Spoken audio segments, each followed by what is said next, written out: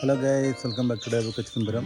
ഇന്നത്തെ ഒരു വീഡിയോ നമ്മളെ സാധാരണ നാട്ടിൻപുറത്തുണ്ടാകുന്ന ചക്കപ്പഴം, അതായത് ഈ ഒരു സാധനം നമ്മളവിടെ ഇത് കുഴിച്ചിട്ടത് ഒരു ഹൈബ്രിഡ് ഇനത്തിൽപ്പെട്ട ചെടിയാണ്.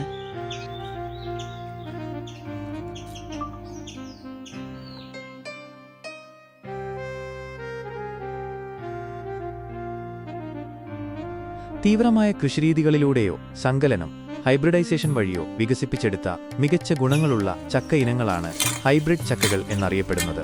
ഇവ സാധാരണയായി വേഗത്തിൽ കായ്ക്കുന്നു. ചില ഇനങ്ങൾ 1.5 മുതൽ 3 വർഷത്തിനുള്ളിൽ ചെറിയ മരങ്ങളിൽ ധാരാളം വിളവ് നൽകുന്നു. കൂടാതെ വർഷം മുഴുവൻ കായ്ഫലം നൽകാനുള്ള ശേഷിയുമുണ്ട്.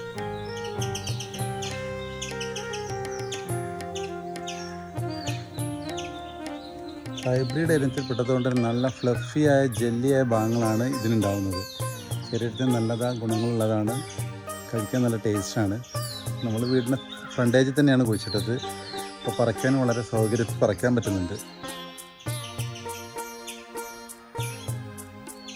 നമ്മൾ ഈ ചക്കപ്പഴം നമ്മൾ എങ്ങനെ സാധാരണ ചെയ്യാറ് വെച്ചാൽ വെണ്ണീരൊക്കെ ഉണ്ടാകുമ്പോഴാണ് അതിൽ കുഴിച്ചിട്ടിട്ട് വെക്കുകയാണ് ചെയ്യാറ്. ഇപ്പം നമ്മളാരും അങ്ങനെ വിറകടപ്പ് ഉപയോഗിക്കാത്തതുകൊണ്ട് നമ്മൾ എന്ത് ചെയ്യും, പേപ്പറിൽ കെട്ടിയിട്ട് വെക്കും. ഒരു 5-6 ദിവസം കഴിയുമ്പോൾ ഇത് പഴുത്ത് വരും.